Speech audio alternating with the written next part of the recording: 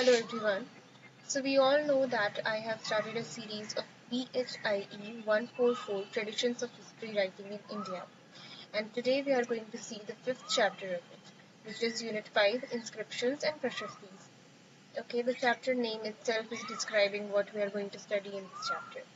So let's start. This is the content of the chapter and introduction. Inscriptions have been and have proved a source of highest worth for reconstructing particular political history of early India. But as we shall see in this unit, they also allow a peek into social, economic, religious, cultural scenario of much historical interest and value. हम लोग सभी जानते हैं कि जो inscriptions हैं उन्होंने prove किया है कि वो सबसे ज़्यादा हाईएस्ट वैल्यू को होल्ड करते हैं हिस्ट्री को डिफाइन करने के लिए। लेकिन इस यूनिट से हमें पता चलेगा कि सिर्फ और सिर्फ इतिहास के किसी एक पहलू को ही वो डिफाइन नहीं करते हैं, बल्कि वो हमें इकोनॉमिक, रिलीजियस, कल्चरल सिनेरियो वगैरह वगैरह बहुत सारी चीज़ों के वैल्यू के बारे में बतलाते हैं। What is inscription? अगर मैं आप लोगों से पूछूं व्हाट इज इंस्क्रिप्शन, तो आई होप कि आप सभी आंसर दे पाएंगे, क्योंकि this is a very basic term जो हम लोग बचपन से पढ़ते आ रहे हैं। अगर इसको एक लेमैन की भाषा में बोलूं तो इंस्क्रिप्शन कुछ भी नहीं होते हैं, एक हार्ड सरफेस पे जस्ट किसी चीज को उकेर के लिखना इंस्क्रिप्शन होता है। ठीक है। Inscriptions are writings carved or attached onto the solid surface like stone, metal, wood, walls, pillars, seals, and so on. They are important historical sources because they are the direct records from the past. Unlike books or texts written on perishable materials like palm leaves or birch bark, which often had been copied and could be changed, inscriptions usually remain unchanged. That makes them more reliable. We have seen this case a lot, that over the period of time a text has been tampered with new ideas, tampered with some particular sort of people who are trying to manipulate history. तो inscriptions के साथ ये सारी चीजें नहीं हो सकती है। जो एक बार लिख दिया गया है मोस्ट ऑफ द केसेस में वही बरकरार रहता है, उसको चेंज नहीं किया जाता है। The study of inscription is called epigraphy. Very important term. The study of inscription is known as epigraphy, and the study of writing of inscription is called paleography. Inscriptions gave us clear and trustworthy information.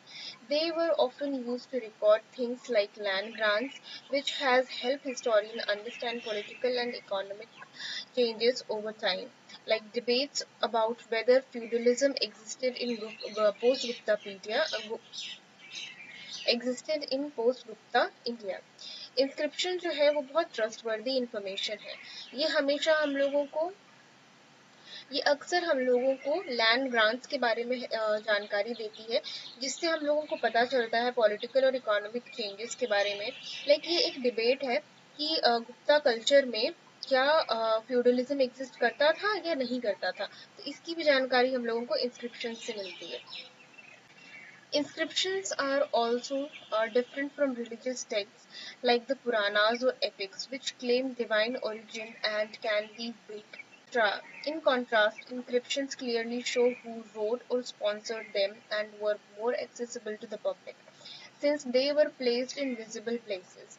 Inscriptions जो हैं वो religious texts like पुराना इतिहास और जैना traditions और Buddhist traditions में हम लोगों ने जैसे देखा कि हिस्ट्री राइटिंग को किया जा रहा है, उससे ये बहुत डिफरेंट है, क्योंकि समटाइम्स जो टेक्स्ट हैं वो वेग हो सकते हैं, क्योंकि उनमें थोड़ी अतिशयोक्ति का उपयोग किया जा रहा है, जिस वजह से वो वेग हो सकते हैं।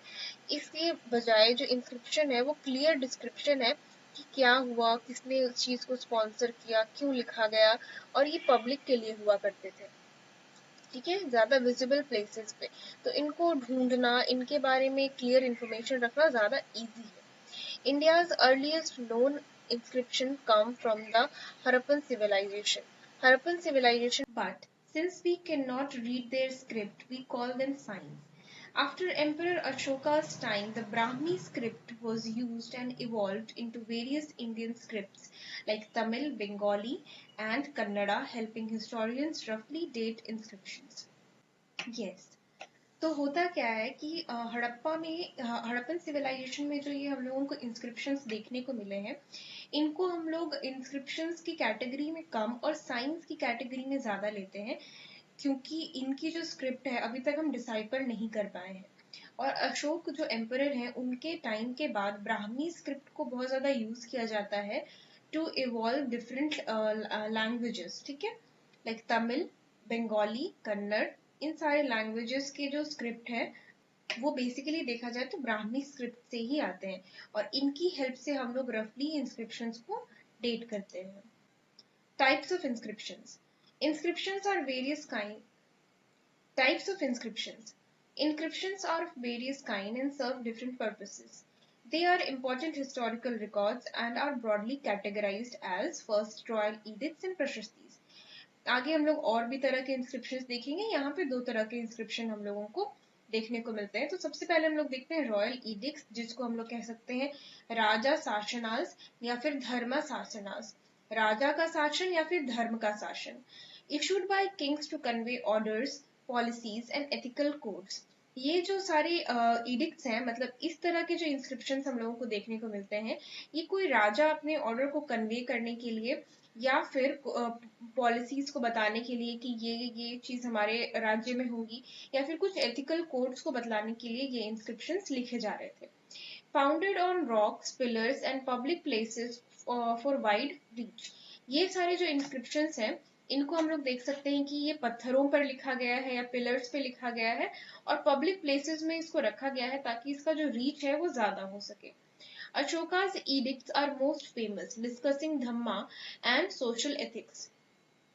ये जो धम्मा है ये धर्म ही है, जिसको अशोक अपनी प्राकृत भाषा में धम्मा कहा करते थे, या फिर उस जमाने में इसको धम्मा के तौर पे कहा जाता था। और अशोक की जो इडिक्ट्स हैं वो बहुत ज्यादा फेमस है। हम लोगों को अशोक के इडिक्ट्स के बारे में बहुत सारी जानकारियां मिलती हैं उनके इंस्क्रिप्शंस के द्वारा। These edicts reflect historical awareness and personal thoughts of rulers. ये जो सारे edicts हैं ये एक हिस्टोरिकल अवेयरनेस और उनके पर्सनल थॉट्स के बारे में हम लोगों को जानकारी देता है।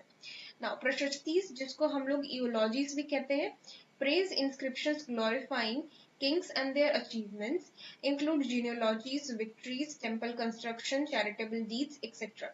So the प्रशस्ति है, अगर लेमैन की भाषा में हम लोग प्रशस्ति को समझे तो प्रशस्ति का मतलब यही होता है किसी की बड़ाई करना या फिर उसको प्रेज करना, ठीक है।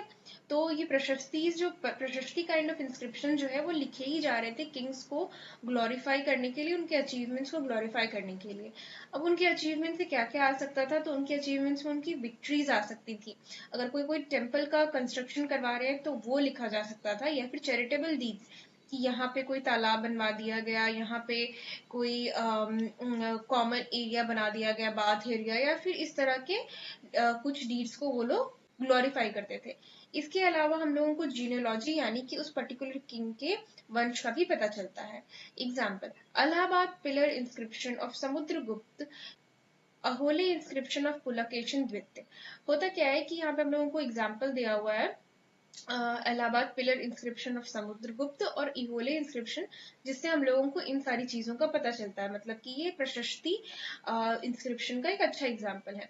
Often use to legitimize rule and document history. इस सारी प्रशस्ति का यूज हम लोगों को लेजिटिमाइजेशन और डॉक्यूमेंटेशन ऑफ हिस्ट्री के लिए देखने को मिलता है, ठीक है। अदर काइंड ऑफ इंस्क्रिप्शन है इंस्क्रिप्शंस बाय कॉमन पीपल। यहाँ पे 3 कैटेगरीज हम लोगों को देखने को मिलते हैं, votive inscription, copper plate charters and hero stones. तो देखते हैं सबसे पहले वोटिव इंस्क्रिप्शंस में क्या हो रहा है, जिसमें हम लोगों को दना शासनास के बारे में पता चलता है, दान शासनास के बारे में पता चलता है। तो record donations by individual to religious institutions, Buddhist stupas aimed at gaining recognition and inspiring to others to donate. वोटिव inscription में हम लोगों को दान शासनास के बारे में देखने को मिलता है। मतलब कि ऐसे इंस्क्रिप्शंस जैसे कि एक पिलर लगवा दिया गया कहीं पे, और वो पिलर वो स्तंभ ये दिखा रहा है कि ये बुद्ध का स्तंभ है, और इसको बुद्ध की याद में, बुद्ध की टीचिंग्स को रिप्रेजेंट करते हुए बनाया गया, और नीचे में कहीं पे भी जिसने भी ये स्तंभ लगवाया है उनका नाम लिखा हुआ है। तो इसकी ये क्या दिखलाता है, ये दिखलाता है कि एक पर्टिकुलर रिलीजन का उस टाइम पे क्या सिग्निफिकेंस था, लोग उसको किस तरह से एक आइडियोलॉजी के रूप में ट्रीट करते थे, और किस तरह से रिलीजियस इंस्टीट्यूशंस में डोनेशन के लिए लोगों को थोड़ा सा मोटिवेट किया जाता था कि आप भी इस तरह की कोई स्तंभ लगवाओ, आप भी इस तरह का कोई डोनेशन करो ताकि आपका भी नाम यहाँ पे मेंशन हो सके। ठीक है, अब हम लोग देखते हैं copper plate charter, tamra shasanas, land grant records के land grant records given by kings often to brahmins or temples। ये जो कॉपर प्लेट चार्टर्स हैं या फिर तम्र शासनास जो है, ये हम लोगों को बतलाते हैं लैंड ग्रांट्स के बारे में जो कि किंग्स के द्वारा दिए जाते थे टू ब्राह्मण्स और temples. Provide details like boundaries, rules, genealogy and legal rights used in legal disputes or offer insight into social economy and governance। इसके द्वारा हम लोगों को लीगल डिस्प्यूट को सुलझाने में मदद मिलती है। इसके अलावा हम लोगों को इसमें सोसाइटी, इकोनॉमी और गवर्नेंस के लिए भी हेल्प मिलती है, क्योंकि ये क्या करता है कि ये बाउंड्री प्रोवाइड करता है, रूल्स प्रोवाइड करता है, जीनियोलॉजी और लीगल राइट्स के बारे में बात करता है। लेट्स से कि कभी किसी XYZ राजा ने एक लैंड को ग्रांट कर दिया किसी भी एक पर्टिकुलर ब्राह्मण को, और उसके बारे में एक इंस्क्रिप्शन को भी बिल्ड करवा दिया गया। तो अब जो इंस्क्रिप्शन है वो एक डेफिनेशन हो गया, एक डिफाइंड क्राइटेरिया हो गया कि okay this land belongs to this man. Okay, तो ये एक बाउंड्री सेट कर देता है, रूल बना देता है कि यही इसके लीगल हकदार है। तो इसकी वजह से अगर आगे कोई फर्दर लैंड डिस्प्यूट भी होता है तो उसको सुलझाया जा सकता है। हेरो स्टोन्स, विरगल्स या फिर vijaya shasanas, memories of heroes, martyrs or women who performed sati, found across India with carvings and inscriptions describing heroic deeds, reflect social customs and local history। हम लोगों को ये जो हेरो स्टोन्स है ये हम लोगों को देखने को मिल जाता है एज मेमोरियल ऑफ हीरोज, जो कि कोई वॉर में किसी ने बहुत हिस्टोरिक हीरोइक डीड किया है तो उसके लिए हम लोग यहाँ पे देख सकते हैं कि इंस्क्रिप्शन को खुदवाया गया है, या फिर कोई शहीद हुआ है उसको लेकर के, या फिर विमेन, ओल्डर टाइम्स में जब विमेन वर फोर्स्ड और like idealized to do sati, perform sati just because their husband died और समथिंग लाइक दैट। तो उसकी वजह तो जो विमेन्स थी जो सती को परफॉर्म करती थी उनको लेकर के भी इंस्क्रिप्शन हम लोगों को राजस्थान में देखने को मिल सकते हैं। And about this Sati inscription there was a video जो मैं देख रही थी। सती के लिए इंस्क्रिप्शन सच में इनकार किए जाते थे, पर जो हाथ का जो चिन्ह है उनका कहना है कि सती होने से पहले जो लेडी है वो खुद ही इन हाथ के चिन्हों को लगा के जाती थी। But the inscription, the printings which are showing the hand, ये एक लेडी का हाथ था जिन्होंने सती को परफॉर्म किया था। This can not be a hand of a lady, so that was a terrible प्रथा, जस्ट कि एक चीज को ग्लोरीफाई करने के लिए कि ठीक है तुम मर जाओ हम लोग तुमको ग्लोरीफाई करेंगे। It was not good. Let's see what happens next. तो ये सारी जो हम लोगों को कार्विंग्स है, जो इंस्क्रिप्शंस हैं, वो हम लोगों को ऑल ओवर इंडिया में देखने को मिल सकते हैं, जो कि सोशल कस्टम और लोकल हिस्ट्रीज को डिफाइन करते हैं।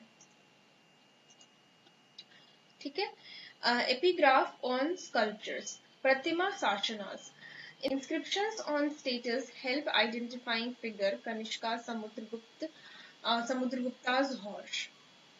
तो एपिग्राफी और स्कल्पचर्स जो है ये ऐसे तरह की इंस्क्रिप्शंस है जहाँ पे हम लोगों को स्टैचूज देखने को मिलते हैं, और ये जो स्टैचूज है ये एक पर्टिकुलर फिगर को आइडेंटिफाई करने में हम लोगों को हेल्प करते हैं, जैसे कि कनिष्क के फिगर हो गया या फिर समुद्रगुप्त के घोड़े को हम लोग रिकॉग्नाइज कर पाते हैं। Help date out work and link it to historical figures और events. Inscriptions can also be divided into official inscriptions और private inscriptions। इंस्क्रिप्शंस को हम लोग दो तरीके से और डिस्क्राइब कर सकते हैं, प्राइवेट एंड ऑफिशियल।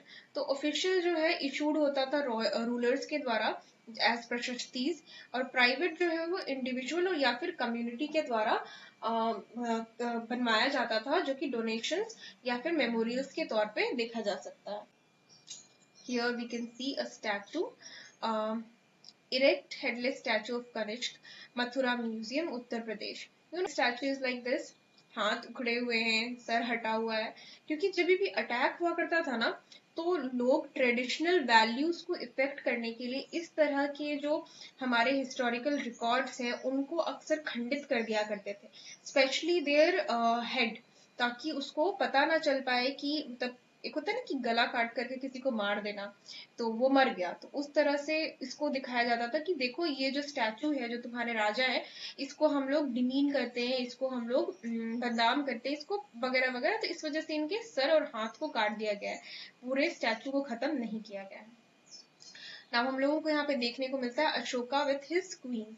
इस स्टैचू से, इस इंस्क्रिप्शन से हम लोगों को देखने को मिल रहा है कि अशोक जो है वो अपनी रानियों के साथ है। I think this is Ashok, and ये बाकी सारे जो फिगर्स हैं ये उनकी क्वींस हैं। ठीक है, Ashoka with his queen, first to third century CE, Sannati Kanaganahalli stupa, Gulbarga district Karnataka, with an inscription mentioning him. Okay, ये देखिए, हम लोग देख सकते हैं ये अशोका का मेंशन है। I can't read this, but okay, according to this information this is Ashoka. Ashokan edict, Ashokan edict, हम लोगों को यहाँ पे अशोक के इडिक्ट्स के बारे में पढ़ना है। तो Ashoka remained relatively unknown until 1837 when James Prinsep, a British civil servant, deciphered a Brahmi inscription mentioning Devanam Priya Piyadasi, beloved to the gods। क्या होता है कि अशोक का जो फिगर है वो हम लोगों के लिए अननोन रहता है टिल 1837, लेकिन जेम्स प्रिंसिप नाम के एक ब्रिटिश सिविल सर्वेंट होते हैं जो कि ब्राह्मी स्क्रिप्ट को डिसाइफर करते हैं, और डिसाइफर करने के बाद वो एक नाम पढ़ते हैं जो कि होता है देवनम पिया पियादासी, जिसका मतलब होता है बिलवेड टू गॉड, जो भगवान को बहुत प्यारा है। By comparing it with the Sri Lankan chronicle Mahavamsa, scholars identified this figure as Ashoka, as Emperor Ashok। ठीक है, तो होता क्या है कि ऐसे तो ये हमारा अननोन था हम लोगों के लिए, लेकिन इस चीज को जब हम लोग श्रीलंकन क्रॉनिकल्स वंशा से कंपेयर करते हैं तो हम लोगों को पता चलता है कि ये जो हिस्टोरिकल फिगर है ये कोई और नहीं, एम्परर अशोक है। सी यहाँ पे लिखा हुआ है, इसको इंग्लिश में डिसाइफर करके। फुल टाइटल देवनम पियाशा पिया दासिनो, बिलवेड टू गॉड्स, अशोक राजा इन गुजरा दैतिया डिस्ट्रिक्ट मध्य प्रदेश। ठीक है, ये एक रॉक एडिक्ट है। Ashoka's inscription discovered from the late 18th and deciphered in Ashoka's inscription discovered from the late 18th century and deciphered in 1837 by James Prinsep marks a turning point into Indian epigraphic studies। जब James Prinsep जो 1837 में इसको decipher करते हैं तो ये एक बहुत बड़ी खोज होती है इंडियन एपिग्राफिक स्टडीज के लिए। These royal edicts dating to 3rd century BCE are the earliest known deciphered inscription and provide vivid insights into Ashoka's personality and rule। तो ये जो रॉयल इडिक्ट्स हैं ये 3rd सेंचुरी BCE के होते हैं, और ये जब शुरू डिसाइफर्ड होते हैं तो हम लोगों को बहुत सारे अशोका की पर्सनालिटीज के बारे में पता चलता है। Written mainly in Prakrit, Greek and Aramic using Brahmi, Kharoshthi, Greek and Aramic scripts. They cover administrative, social and cultural matters across his vast empire। होता क्या है कि ये जो इंस्क्रिप्शन है हम लोगों को बहुत सारे लैंग्वेजेस में देखने को मिलते हैं। These languages are Prakrit, Greek, Aramaic and so on. इसमें हम लोगों को एडमिनिस्ट्रेटिव, सोशल और कल्चरल मैटर्स की जानकारी मिलती है। Their discovery laid the foundation for scientific Indian paleography and scientifically enhanced historical understanding for ancient India। इस जो डिस्कवरी होती है जेम्स प्रिंसिप की, इसकी वजह से एक फाउंडेशन तैयार होता है जहाँ पे लोग इंडियन पैलियोग्राफी और उसके बारे में पढ़ाई कर सकते हैं। ये मौर्यन एम्पायर का एक मैप है, आप देख सकते हो कि ये एम्पायर कितना ज्यादा बड़ा था। सी देखिए, ये कुछ इस तरह से इसका एम्पायर था। अब हम लोगों को यहाँ पे देखने को मिलता है कि ये मेजर रॉक इडिक्ट्स, लाइक यहाँ हम लोगों को कुछ मेजर रॉक इडिक्ट्स मिले हैं मौर्यन एम्पायर के, और माइनर रॉक एम्पायर्स, ये कुछ माइनर जो ट्रायंगल शेप में है, ये कुछ माइनर रॉक इंस्क्रिप्शन है जो हम लोगों को देखने को मिले हैं। सी यहाँ पे कुछ एक पाकिस्तान के रीजन में भी देखने को मिल रहा है, ठीक है। इंस्क्रिप्शन पिलर्स, इसका मतलब है कि हम लोगों को इंस्क्रिप्शन पिलर्स देखने को मिले हैं। मोस्टली हम लोगों को इधर देखने को मिल रहा है इंस्क्रिप्शन पिलर्स, बिहार वाले एरिया में, और ये कुछ हम लोगों को देखने को मिल रहा है उत्तर प्रदेश हिमाचल प्रदेश वाले एरिया में, ठीक है। There are 14 major rock edicts, 7 pillar edicts, and some minor rock inscriptions to his credit. Ashok ने 14 मेजर इडिक्ट्स, 7 पिलर इडिक्ट्स और कुछ छोटे मोटे रॉक इंस्क्रिप्शंस को गढ़वाया था, ठीक है।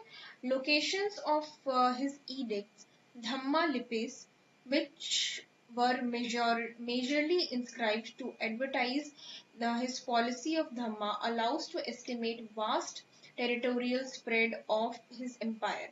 Among other sites, his major rock edicts are found at this. सबसे पहले ये देखते हैं कि ये जो धम्मा लिपीज है या फिर जो इसके मेजर रॉक इंस्क्रिप्शंस है, पिलर्स है, उससे हम लोगों को पता चलता है कि इसका एम्पायर, अशोक का एम्पायर कितना वास्ट था, ठीक है। अब हम लोग देखते हैं कि कुछ जगह है जहाँ पे उसका इंस्क्रिप्शन मिला है।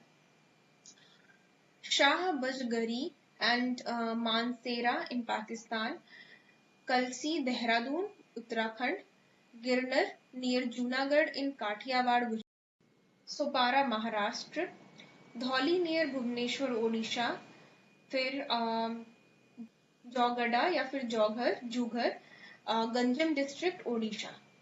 ये देख सकते हैं आप लोग, एक एलिफेंट का कार्व्ड रॉक इंस्क्रिप्शन है, मेजर रॉक इंस्क्रिप्शन है bye Ashok.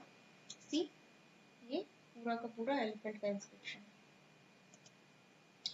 His pillar edicts are located at Delhi, originally located at Topara near Ambala and Meerut. Kaushambi in Uttar Pradesh, 82 history writings in early India. Lauria Raj,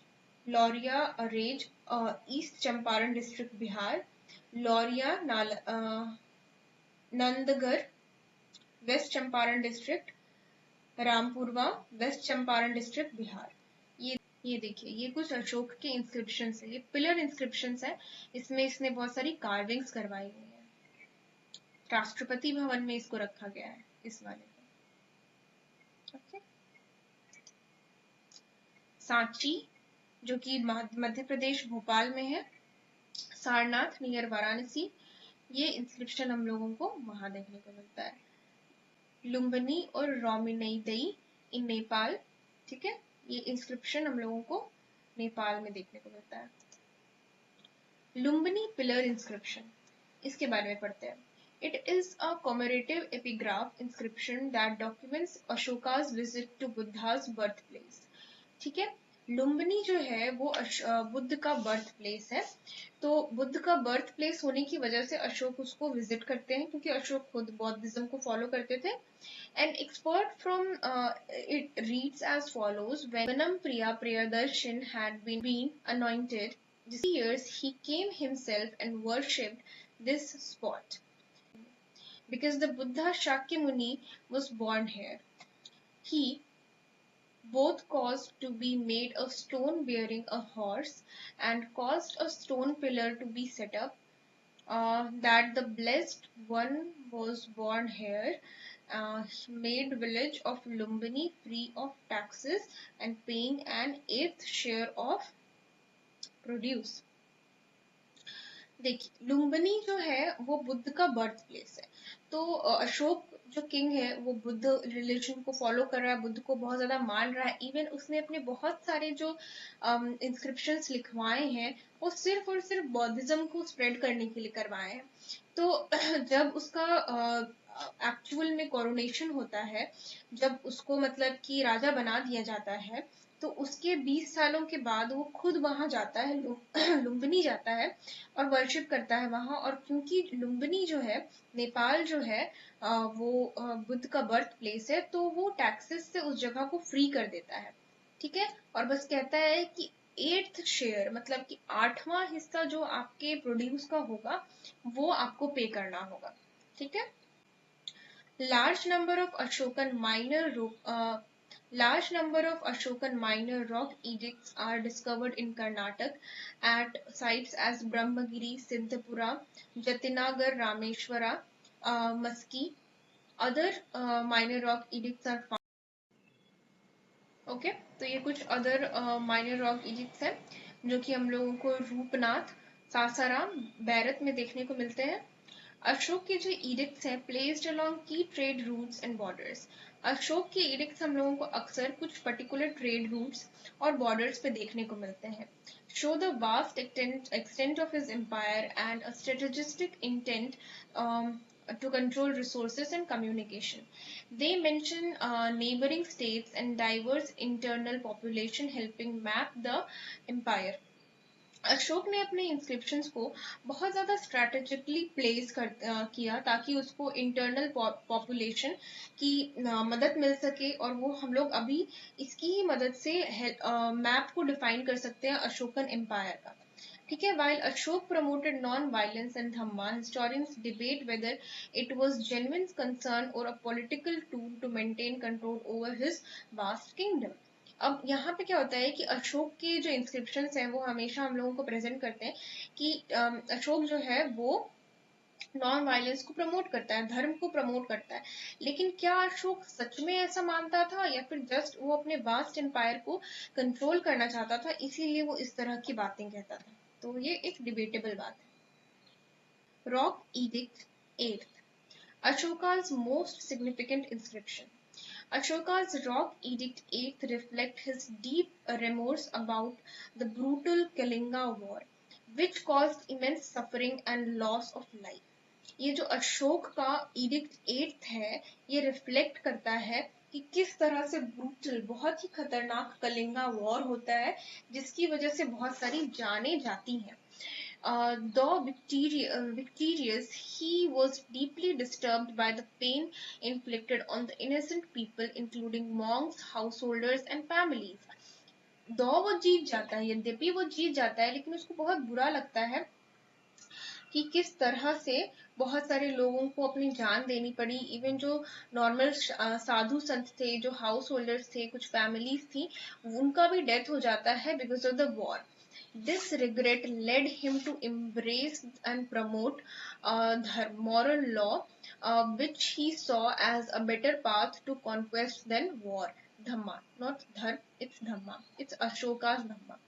तो अब क्या होता है कि अशोक के edict 8 से हम लोगों को पता चलता है कि इसकी वजह से अशोक क्या करता है कि धर्म का प्रचार प्रसार करता है, कहता है कि अगर मुझे वास्ट एम्पायर बनाना ही है तो मैं धर्म को प्रमोट करके बनाऊंगा, ना कि मैं वॉर को लेकर के बनाऊंगा। Despite his sorrow, Ashoka's assert his power and want forest tribes to behave peacefully. He proudly claimed that his Dhamma had spread across vast regions, including Greek, South Indian territories, emphasized the importance of moral victories over military ones, and encouraged future rulers to avoid violence and follow Dhamma, which he believed ensured peace in both this life and the next. तो अशोक का जो धर्म का प्रचार and प्रसार है वो इतना बढ़ जाता है कि वो ग्रीक्स तक पहुंच जाता है, वो सदर्न इंडिया में पहुंचता है, ठीक है। और वो एम्फोसाइज करता है कि हम लोगों को मोरल विक्ट्रीज पे ज्यादा ध्यान देना चाहिए as compare to military victories, ठीक है। अब इसकी वजह से आगे उसका मानना होता है कि हम लोग अगर धर्म के पार्ट को फॉलो करेंगे तो इस लाइफ में भी और हम लोगों को अपने नेक्स्ट लाइफ में भी बहुत पीस मिलेगा। Some other important inscriptions of ancient India. Prayag Prashasti. The Prayag Prashasti, also known as Allahabad Prashasti, composed by court poet Hari Sen in Sanskrit and Brahmi script, is the chief historical source of Samudragupta's reign. तो ये जो प्रयाग प्रशस्ति है ये एक बहुत important source है समुद्रगुप्त के राज्य का, जो कि हीर सेन एक कवि थे, उन्होंने कंपोज करवाया था और ये संस्कृत और ब्राह्मी स्क्रिप्ट में लिखा हुआ है। Engraved on an Ashokan pillar, on the inscription glorifies Samudragupta's personality, intellect, poetic and musical talent, and vast military conquest. जो इसको भी अशोकन पिलर पे इंग्रेव करवाया जाता है और इंस्क्रिप्शन जो है ये ग्लोरीफाई करती है समुद्रगुप्त की पर्सनालिटी को, उसके पोएटिक और म्यूजिकल टैलेंट को और उसके लार्ज मिलिट्री कॉन्क्वेस्ट को. So it portrays him as a benevolent yet powerful ruler, extending his empire through strategic warfare, diplomacy, and suzerainty, मतलब कि lordship. तो उसको जो समुद्रगुप्त है उसको एक बहुत ही ऐसे राजा के तौर पे दिखलाया जा रहा है कि लोगों के द्वारा बहुत ज्यादा उसको प्यार दिया गया है और वो एक पावरफुल रूलर है. इसके अलावा उसका वॉरफेयर का जो स्ट्रैटेजी है, उसका जो डिप्लोमेसी है, उसका जो लॉर्डशिप है वो बहुत अच्छा है. Over distant regions including parts of North India, Deccan and even up to the Kanchi in South. इसका जो साम्राज्य है वो यहाँ नॉर्थ इंडिया, डक्कन और कांची साउथ में फैला हुआ है. The panigraphic classifies defeated and subordinate rulers into 6 groups ranging from Ganga-Yamuna rulers and Himalayan provinces to southern kings and northwestern Shakas and Kushanas. जो the panegyric classifies defeated and subordinate rulers into 6 groups. ये जो ऊपर में ये जो प्रशस्ति लिखी हुई है उसी को पैनेजेरिक कहा जा रहा है. बेसिकली ये एक स्तुति पाठ हुआ कि मतलब कि उसके बारे में प्रेजिंग लिखी गई है कि इनके इसमें क्या डिफाइन किया गया है कि इसके जो 6 ग्रुप्स है ranging from Ganga Yamuna rulers, मतलब कि समुद्रगुप्त जो है वो गंगा यमुना रूलर्स को, हिमालयन प्रोविंसेस में जो रूलर्स थे, सदर्न किंग्स थे, नॉर्दर्न वेस्टर्न जो शाक्स और कुशान्स थे, सबको वो डिफीट करता है. उसके बारे में यहाँ पे जानकारी दी गई है. Despite problems identifying all names, the Prashastis provide a detailed map of Gupta influence, portraying Samudragupta as a unifier and conqueror, often or referred as the Napoleon of India. तो मतलब कि थोड़ी सी डिफिकल्टी होती है इस प्रशस्ति को पढ़ने में, फिर भी हम लोगों को ये एक डिटेल मैप देता है कि किस तरह से जो समुद्रगुप्त था उसने यूनिफाई किया पूरे के पूरे इंडियन सब कॉन्टिनेंट को, और कॉन्क्वेस्ट, इसके कॉन्क्वेस्ट को हम लोग नेपोलियन के कॉन्क्वेस्ट से कंपेयर कर सकते हैं, जिस वजह से समुद्रगुप्त को नेपोलियन ऑफ इंडिया कहा जाता है. Now, Hari Sen, a high-ranking official, held titles such as Kumaramatya, Mahadandnayaka, and Sandhi Vigrahika, highlighting his importance in the court. अब जो हरि सेन है इसको बहुत सारे टाइटल से नवाजा गया है, कुमारामात्या, महादंड नायक, सिद्धि विग्रहिका, इन सब से उसको नवाजा गया है, जिसकी वजह से हम लोग हरि सेन के इम्पोर्टेंस को कोर्ट में समझ सकते हैं कि he was a very influential person at Samudragupta's court. The pillar itself bears multiple inscriptions from Ashok, Samudragupta, Jahangir, spanning 3 different eras and languages. ये जो एक सिंगल प्रशस्ति स्टोन है, सॉरी जो इंस्क्रिप्शन है, इसका मैं कहीं पे पिक्चर दे दूंगी, तो यही एक इंस्क्रिप्शन जो है ये खुद में ही अशोक के, समुद्रगुप्त के और जहांगीर के काल को दर्शाता है और डिफरेंट एराज और लैंग्वेजेस की हम लोगों को जानकारी देता है. Historian Romila Thapar raises question about the deliberate use of Ashoka's pillar, suggesting it may symbolize either a contrast with Ashoka's non-violence or an attempt to legitimizing Gupta rule through historical continuity. जो रोमिला थापर हैं वो कहती हैं कि क्यों इन तीनों ने, जहांगीर ने, समुद्रगुप्त ने और अशोक ने, ऑब्वियसली अशोक ने सबसे पहले उसको यूज किया होगा, the one who was king before them, Samudragupta and Jahangir, तो अशोकन पिलर में ही उन्होंने सारा ये कुछ क्यों लिखा. तो ऐसा शायद इसीलिए किया गया ताकि अशोक के जो नॉन वायलेंस कॉन्क्वेस्ट को अपोज किया जा रहा हो, या फिर समुद्रगुप्त खुद को लेजिटिमाइज करवाना चाह रहा हो. ठीक है. द प्रशस्ति रिफ्लेक्ट्स द पॉलिटिकल आइडियोलॉजी. जो प्रशस्ति है वो पॉलिटिकल आइडियोलॉजी, स्टेट क्राफ्ट और imperial imagination of Gupta era को रिप्रेजेंट करता है. जूनागढ़ गिरनर इंस्क्रिप्शन. जूनागढ़ का जो गिरनर रॉक इंस्क्रिप्शन है वो एक रिकॉर्डेड हिस्ट्री है about Sudarshan Lake, an artificial reservoir originally built by Mauryan governor Pushyagupta. ये जो जूनागढ़ का रॉक इंस्क्रिप्शन है बेसिकली एक लेक बनवाया गया था जिसकी हिस्ट्री को रिकॉर्ड किया गया कि ये लेक किसने बनवाया, कब बना, और ये जो बनवाया गया था ये एक मौर्यन गवर्नर ने बनवाया था जिसका नाम था Pushyagupta. It was first repaired by Shaka ruler Rudraman around 150 CE. इसको पहली बार रिपेयर करवाया गया शाक रूलर रुद्रमन के द्वारा, जो कि अराउंड 150 कॉमन एरा के आसपास हुआ होगा. Now who invested heavily in its restoration. Rudraman ने इसकी रिस्टोरेशन में बहुत ज्यादा इन्वेस्ट किया. Later after damage from floods in 457 CE it was restored again by Pran Datta and his son Chakrapalita under Gupta king Skandagupta. लेकिन फिर से इसको रिस्टोर करवाया जाता है स्कंदगुप्त के रेन में बाय प्राणदत्त एंड हिज सन. ये सब कुछ होता है 497वीं शताब्दी में. This inscription spans 800 years and shows historical continuity with each repair effort documented accurately. It also praises Rudraman's military victories in the Narmada Valley and the against of Shatavahanas and Yaduyas. तो ये जो inscription है ये start होता है जूनागढ़ में just एक lake बनवाने से जिसको सुदर्शन लेक कहा जाता है. ये सबसे पहले एक मौर्यन गवर्नर होते हैं पुष्यगुप्त, वो बनवाते हैं, इसको रिपेयर करवाते हैं. शाका रूलर रुद्रमन इसमें बहुत ज्यादा हेविली इन्वेस्ट करते हैं और जो रुद्रमन है वो इसके उस लेक को रीस्टोर करवाने के साथ साथ उसकी डिटेल्स के साथ साथ ये डिटेल्स भी लिखवाते हैं कि किस तरह से रुद्रमन की मिलिट्री को एक विक्ट्री मिलती है नर्मदा वैली के आसपास, और वो जो विक्ट्री मिलती है वो उनको सतवाहनास और युद्धयास के अगेंस्ट मिलती है. ठीक है. और इसके बाद फिर हम लोग देखते हैं कि जब कुछ फ्लड्स की वजह से ये जो सुदर्शन लेक है डिस्ट्रॉय हो जाता है तो इसको प्राणदत्त और उसके बेटे स्कंदगुप्त के राज्य में इसको फिर से रिस्टोर करवाते हैं. हाथी गुम्फा इंस्क्रिप्शन.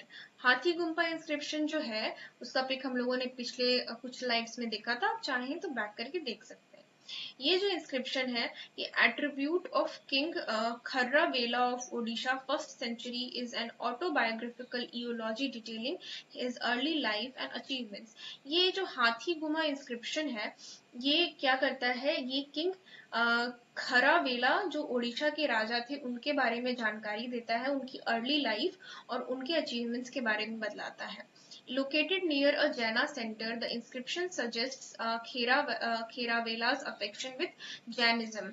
ये जो इंस्क्रिप्शन है वो हम लोगों को ये बतलाता है कि जो खेरावला जो राजा थे वो बहुत ज्यादा अफेक्शनेट थे टुवर्ड्स जैना ट्रेडिशंस एंड जैना रिलीजन.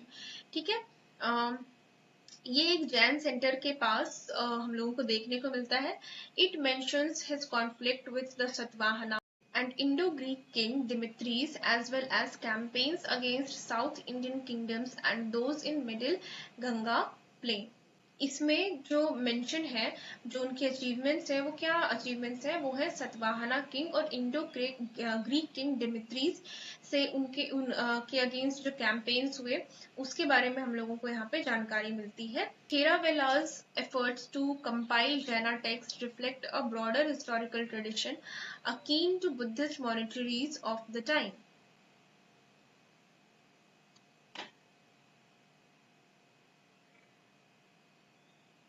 Akin.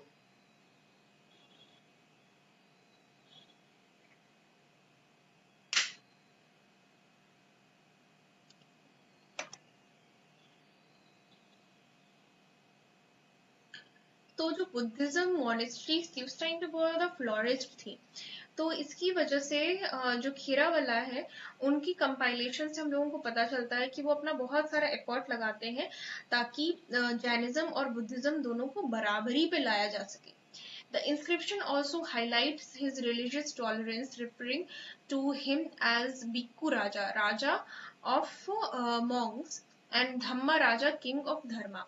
ये जो है इंस्क्रिप्शन ये हाईलाइट करता है कि किस तरह से वो सभी धर्मों का सम्मान करते थे और वो खुद को भिक्खु राजा करते थे। ये एक ओडिशा का एक शब्द है जिसका मतलब होता है भिखारी। भिखारी एज इन से कि जो मॉन्क्स हैं उनको लेकर के वो कह रहे हैं कि वो साधुओं के राजा है और ये धर्म को प्रमोट करते हैं, ये धर्म के राजा हैं। तो खीराबल्ला जो राजा थे वो हर रिलीजन को रिस्पेक्ट करते थे और इन्होंने अपना, जैसे ये जैनिज्म को फॉलो करते थे फिर भी ये सबको रिस्पेक्ट देते हुए एज इन्होंने जो ब्राह्मण्स थे उनको टैक्सेस से बाहर रखा था। Additionally, the inscription mentions his contributions to irrigation, including the construction of tanks and water canals.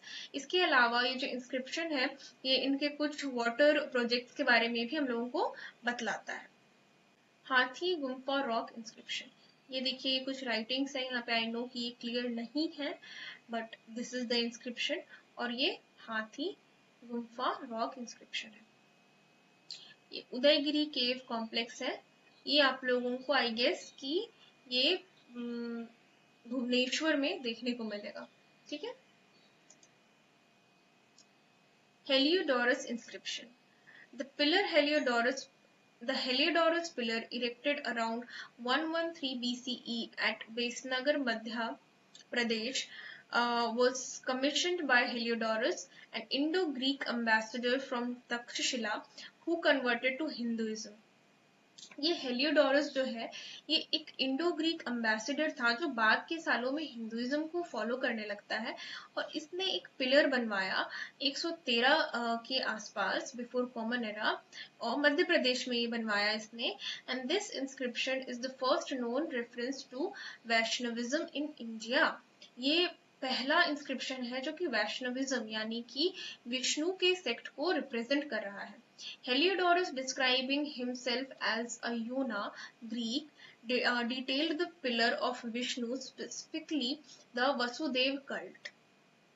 तो हेलियोडोरस जो है वो खुद को यूना, जैसे हम लोग जानते हैं कि ग्रीक्स को हम लोग यवन कह के बुलाते थे, तो वो खुद को ग्रीक का होने की वजह से यूना कहता है और इस पिलर को विष्णु को डेडिकेट करता है, स्पेशली टू वसुदेव कल्ट यानी कि विष्णु के जो समुदाय के लोग हैं उनको डेडिकेट करता है।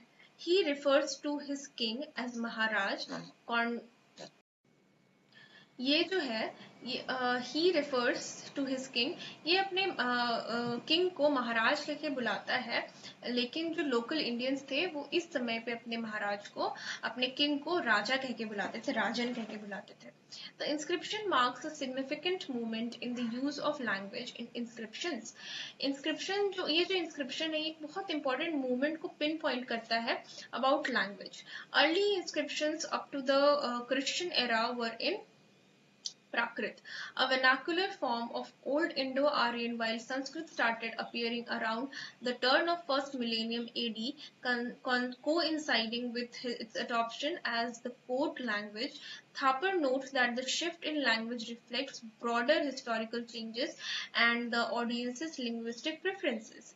तो ये एक अर्ली लैंग्वेज पिन पॉइंट, ये एक अर्ली लैंग्वेज शिफ्ट को पिन पॉइंट कर रहा है। कैसे कर रहा है कि जो अर्ली क्रिश्चियन एरा था उस टाइम पे प्राकृत में या फिर जो लोकल लैंग्वेजेस होते थे उसमें हम लोगों को इंस्क्रिप्शंस देखने को मिलते हैं और जो संस्कृत था वो बाद के सालों में फर्स्ट मिलेनियम के आसपास हम लोगों को देखने को मिलता है और संस्कृत को इसी समय के दौरान जो राजा महाराजा है अपने कोटली लैंग्वेज के तौर पे अडेप्ट करते हैं। तो ये सारी जो चीजें हैं कि कैसे इंस्क्रिप्शन पहले प्राकृत लैंग्वेज में लिखा जा रहा है, देन उसका संस्कृत में लिखा जा रहा है, तो इन सारी चीजों में जो चेंजेस हो रहे हैं वो एक ऑडियंस मतलब कि लोगों के प्रेफरेंसेस को दिखा रहा है। मतलब कि अगर समाज बदल रहा है, कुछ हिस्ट्री में चेंजेस हो रहे हैं, समाज में चेंज हो रहा है, तभी ही उनके लैंग्विस्टिक प्रेफरेंसेस बदल रहे हैं। ठीक है, तो ये एक चेंज को पॉइंट करता है। Change in the language of inscriptions as a marker of historical change. The use of language in inscription is a key marker of historical change. Early Indian inscriptions were primarily in Prakrit, a vernacular form of Old Indo-Aryan reflecting the widespread use of this language for communication, especially in Buddhist context. So language inscription में जो languages लिखे जा रहे हैं वो एक बहुत सारे हिस्टोरिकल चेंजेस को दिखाते हैं, क्योंकि सबसे पहले इंडियन इंस्क्रिप्शंस में हम लोगों को प्राकृत का यूज देखने को मिल सकता है। तो प्राकृत क्या था, तो बस एक वेनाकुलर मतलब कि एक लोकल फॉर्म था इंडो आर्यन लैंग्वेज का। तो इंडो आर्यन लैंग्वेज क्या है, ये एक खुद में बहुत बड़ा टॉपिक है, I describe it some time later. तो reflecting the wide spread use for communication specially in Buddhist context. ये जो लैंग्वेज है, ये जो टेक्स्ट है, ये बुद्धिज्म में बहुत ज्यादा यूज हो रहा था, और ये एक प्राकृत लैंग्वेज थी, मतलब ये लोकली लोग इसको यूज करते थे। प्राकृत लैंग्वेज जो है वो कोई एक लैंग्वेज नहीं है, ये कलेक्शन ऑफ मेनी लैंग्वेजेस है जिसको लोकली लोग यूज किया करते थे। ठीक है। Sanskrit, however, started appearing in inscriptions around the first millennium CE, marking its rise at the court language, though Prakrit remained commonly used. ये चीज पहले मैं डिस्क्राइब कर चुकी हूँ कि संस्कृत को जो राजा थे वो अपने कोर्ट में अडेप्ट करते हैं, प्राकृत लोग कॉमन पीपल यूज किया करते थे।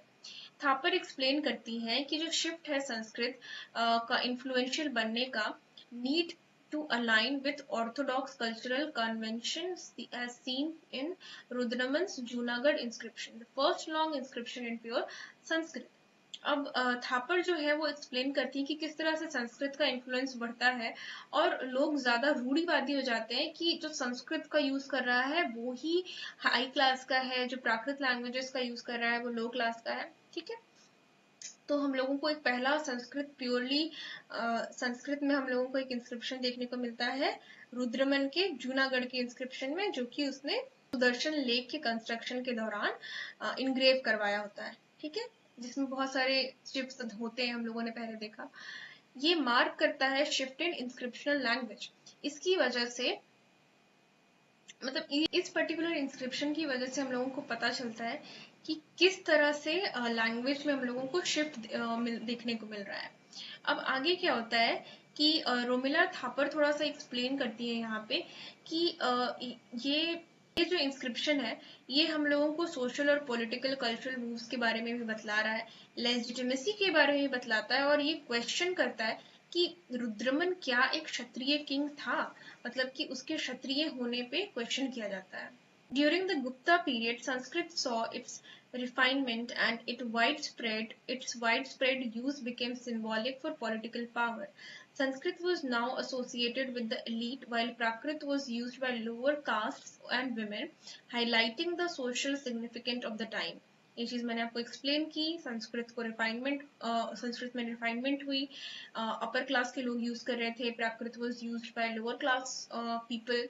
तो Gupta inscriptions were composed in Sanskrit, emphasizing the importance of Sanskrit in asserting royal legitimacy. This trend continued into the post-Gupta period, where inscriptions became tools for legitimizing power and drawing on past traditions.